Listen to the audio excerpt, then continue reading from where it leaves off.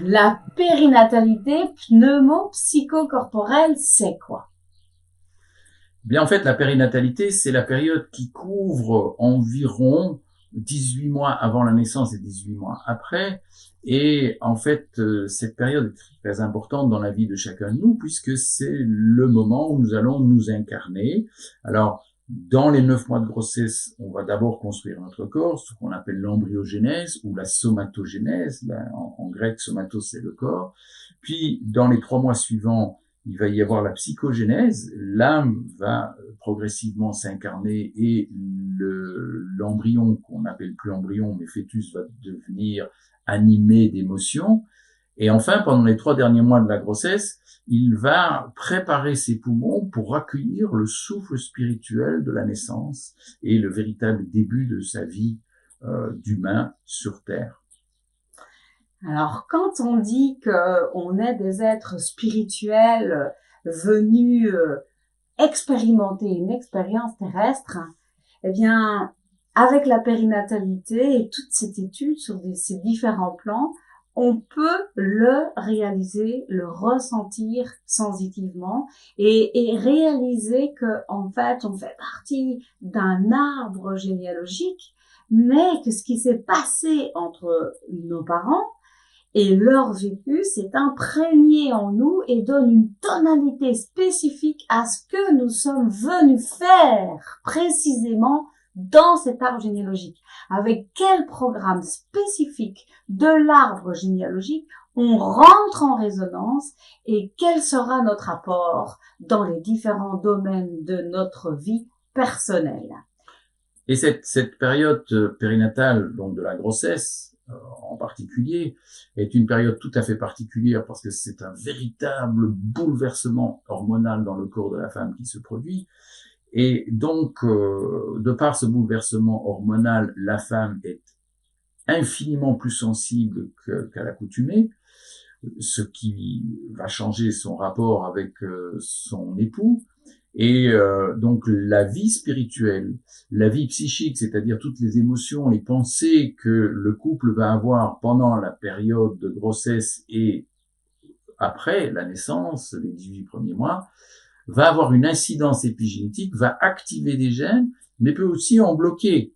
Et on va aussi regarder comment les traumatismes que vivent les parents pendant ces 36 mois périnataux est de nature à bloquer le développement du corps ou à bloquer une certaine incarnation de l'âme ou bloquer une partie de la vie spirituelle de l'enfant. Mais rien n'est irréversible en biologie médicale.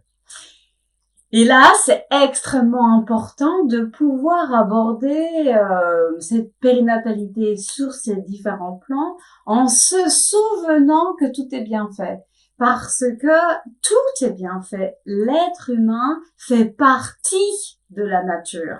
Et si tout le fonctionnement de la nature est magnificent, l'être humain est aussi magnificent dans son fonctionnement. Juste, il est important d'apprendre à comprendre à quoi ça sert et pourquoi cette programmation, quels que soient les événements qui se sont passés pendant cette période, vont permettre à la personne de se réaliser sur Terre et de pouvoir réaliser que ce qui se passe pendant cette période, je sais que souvent il y a une culpabilité qui monte par rapport à ce qu'on a fait, par rapport à ce qu'on n'a pas fait, mais là c'est vraiment la difficulté qui s'est venue se placer sur le développement personnel où on veut gérer des problèmes, où on veut déprogrammer, où on veut...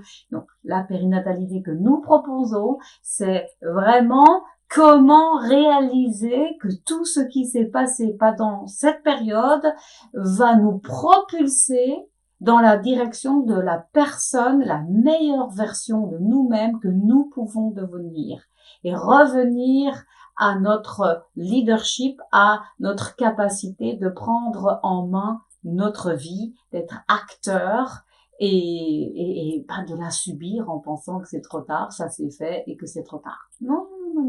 Nous avons un libre arbitre et il y a toute une compréhension à faire qui va vraiment nous aider à arriver à une paix intérieure dans la vie qu'on a sur Terre. Et cette approche biomédicale de la périnatalité est également extrêmement utile chez les gens qui ont développé des pathologies spirituelles, psychiques, fonctionnelles ou organiques, pour comprendre mieux à quoi ces maladies servent et à quel changement elles sont destinées.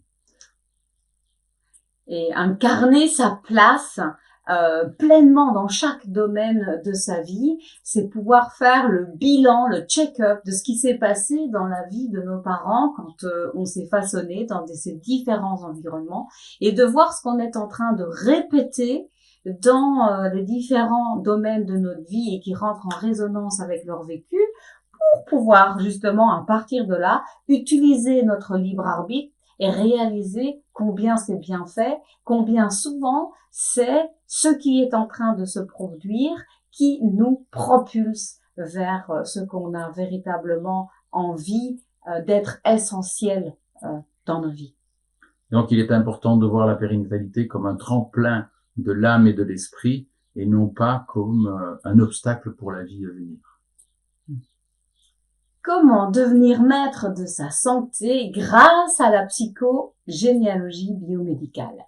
Comment trouver des pistes de guérison, de bien-être, de facilitation à la réussite dans les différents domaines de sa vie grâce à la psychogénéalogie biomédicale?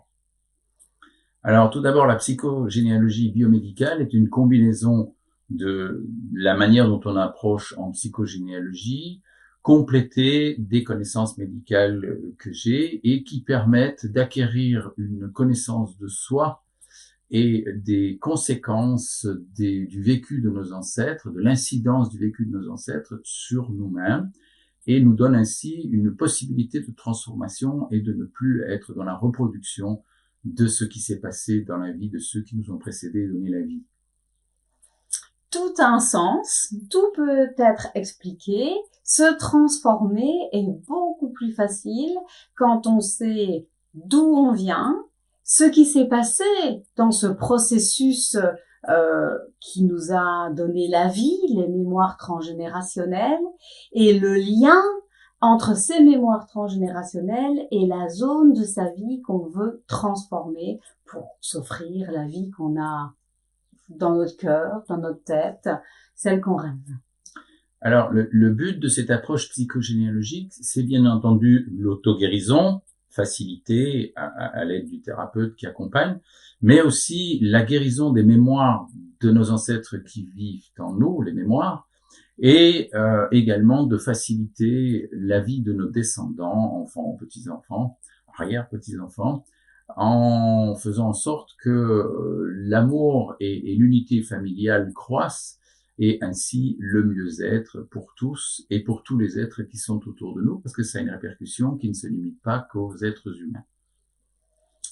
Et par guérison, on entend tout de suite maladie organique. Mais non, la maladie, elle peut être aussi spirituelle. Quand on ne sait plus qui on est, quand on ne sait plus qu'on est un enfant de l'univers, quand on reste bloqué dans je suis uniquement un enfant de mes parents et je dois être fidèle et je dois être dans la gratitude et suivre les envies de mes parents.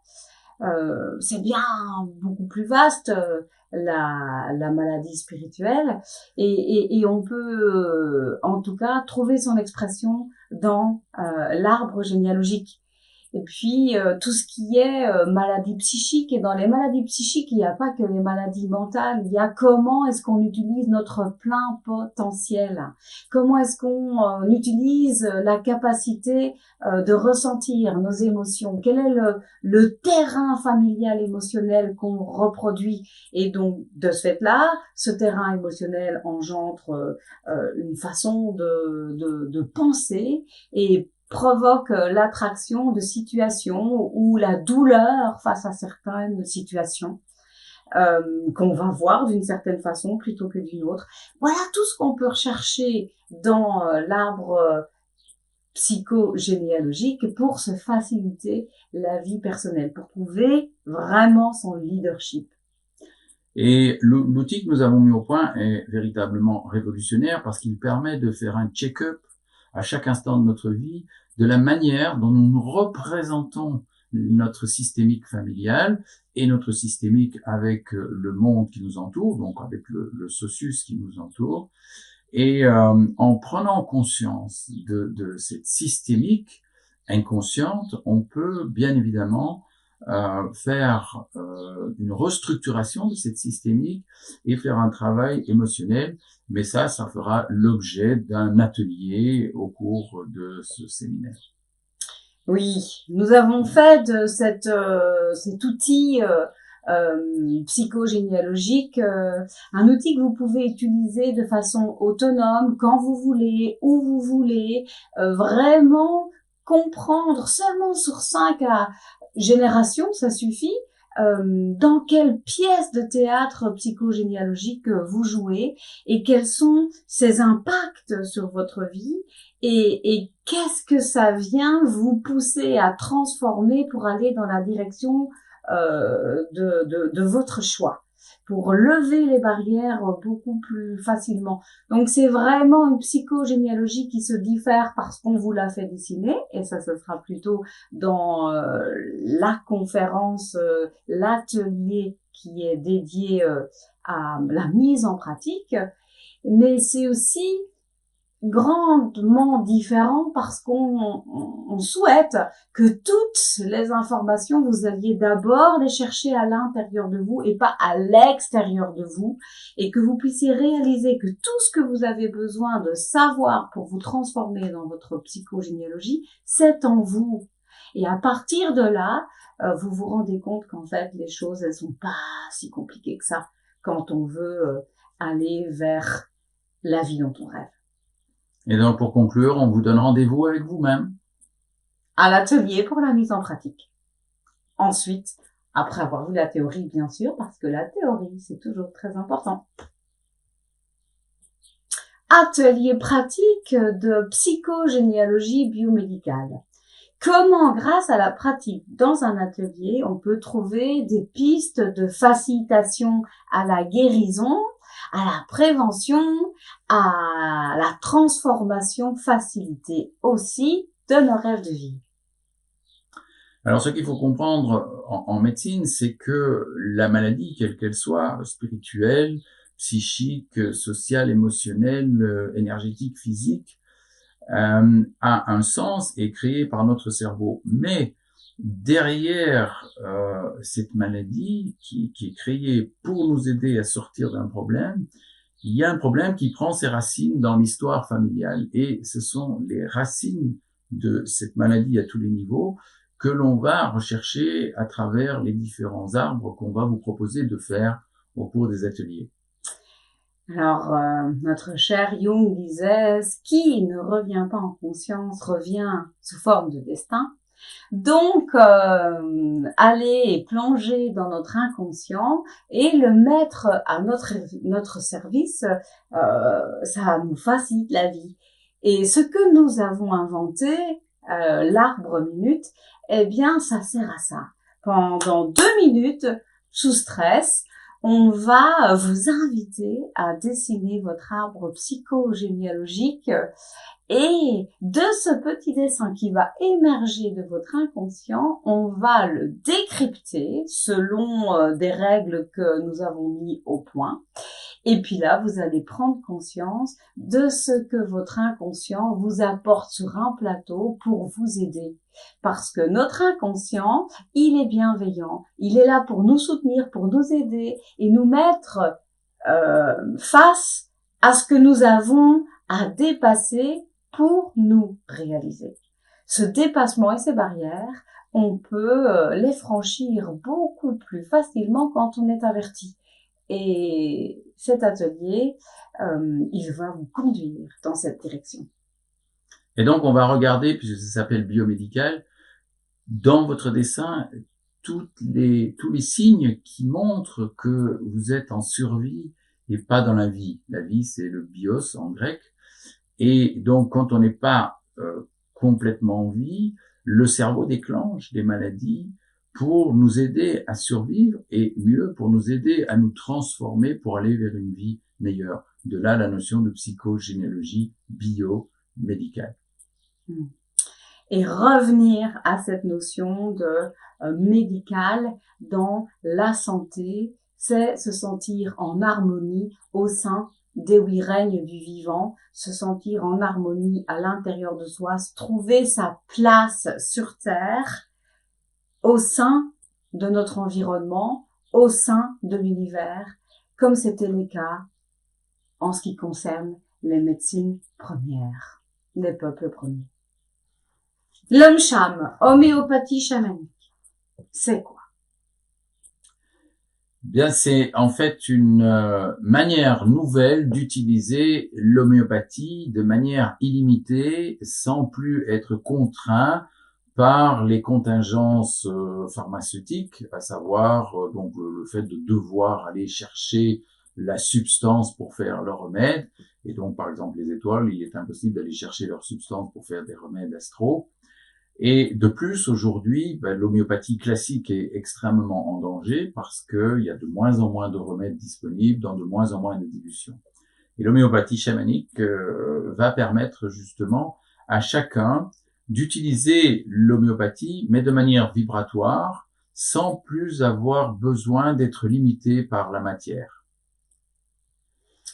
Et à l'heure actuelle, avoir des outils qui sont sous notre contrôle, avec lesquels on peut prendre soin de soi à tout niveau, en prévention, quand on a des chocs émotionnels ou quand on est dans des ruminations incessantes qu'on n'arrive pas à arrêter, pouvoir se donner, accueillir des remèdes homéopathiques qui vont nous aider dans cette direction-là, que ce soit pour nous, pour les personnes qu'on aime ou les êtres vivants autour de nous qui sont en souffrance, c'est juste assez magique parce que on peut prendre soin de soi à tout point de vue, à tout moment et aller de l'avant le plus sereinement possible.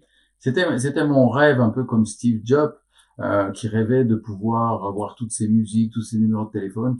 Et bien moi, quand j'ai terminé mes études et que je suis parti travailler en Asie, je me disais, qu'est-ce que ça serait bien si je pouvais avoir tous les remèdes, toutes les dilutions, dans toutes les dilutions, dynamisations avec moi. Eh bien, l'Om Shan, c'est ça. En fait, toutes ces vibrations, elles existent en nous puisqu'on a les mémoires de tout ce qui nous a précédé dans la création en nous. Et avec l'homéopathie chamanique, on a la capacité, comme avec un remède homéopathique classique, d'activer épigénétiquement des gènes qui vont fabriquer des protéines, qui vont entraîner des nouveaux comportements en nous, qui vont nous permettre de nous adapter et donc de ne plus avoir besoin de maladies ou d'accidents quand on est dans des situations compliquées. Revenir à notre plein potentiel, aller chercher ce qui est naturellement en nous, ce qui est biologiquement en nous pour trouver notre leadership. C'est la voie qui existe depuis le commencement des temps dans ce qui concerne toutes les médecines des peuples premiers du monde entier. Et l'Om Sham, c'est le regard de toutes les découvertes neuroscientifiques et épigénétiques mélangées à tout ce qui existe depuis le commencement des temps pour nous aider à aller vers une santé sur tous les plans. Et donc c'est un outil révolutionnaire également pour faire face à toutes les situations qu'on rencontre dans notre vie et nous y adapter pour survivre et même pour aller vers une vie meilleure. Et pour vous rendre compte que vous avez un capital biologique de remèdes insoupçonnés à l'intérieur de vous, il y aura un atelier pratique aussi, la Light Sensitive Dance et l'évolution des règnes du vivant pour vous rendre compte que vous avez une base de données de remèdes hallucinantes à l'intérieur de vous. Un atelier de Light Sensitive Dance et de vagues d'évolution du vivant. Mais c'est quoi tout ça? La Light Sensitive Dance, on pourrait la traduire pour la comprendre plus facilement par danse médecine sensitive. C'est une danse qui éveille le potentiel d'auto-guérison qui est en chacun.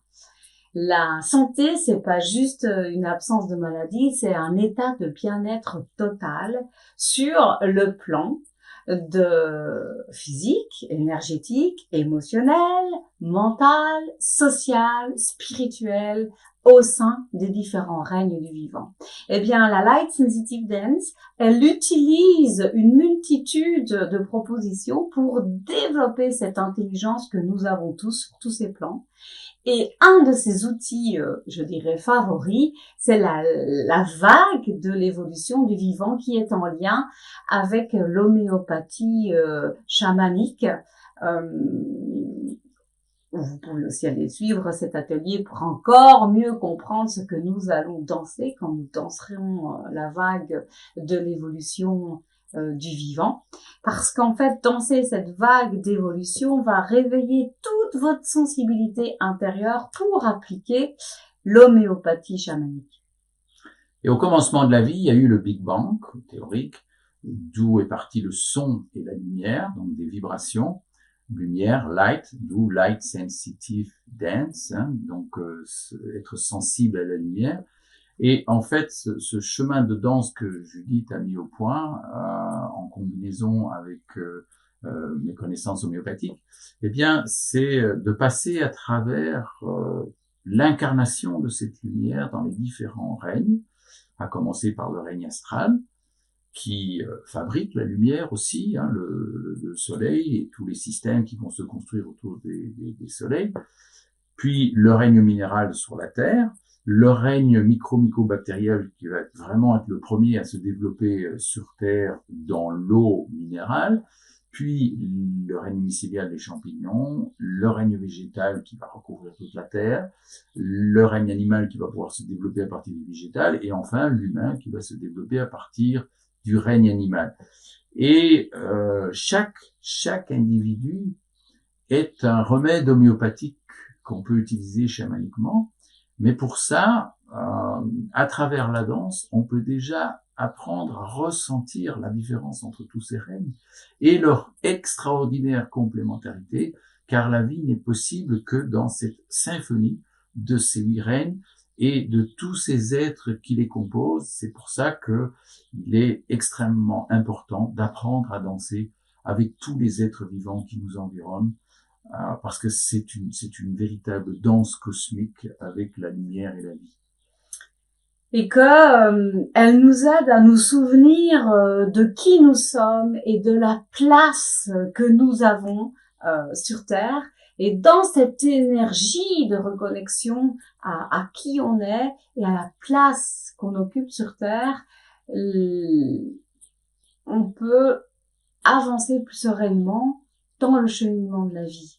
C'est la vague de l'évolution, elle va nous aider à réaliser que, on dit tout le temps que la façon dont fonctionne la nature, c'est magnificent, c'est magnifique, sauf l'être humain. Eh bien non. L'être humain, il fonctionne aussi de façon magnificente. Tout ce qui nous arrive, c'est aussi magnificent. Et ça se met dans cette grande structure cosmique, universelle, dans ce système solaire où nous captons la lumière du soleil, de la lune, où on a une influence à l'intérieur de soi énorme et qui nous montre et qui nous fait ressentir que nous sommes bien intégrés dans la nature, dans cette magnificence, pas en dehors, pas au-dessus, et que tout est bien fait. Et pouvoir le ressentir permet de mettre de l'ordre dans notre tête et avoir une nouvelle vision de la vie grâce à ce ressenti corporel, eh bien, c'est réellement propulsant.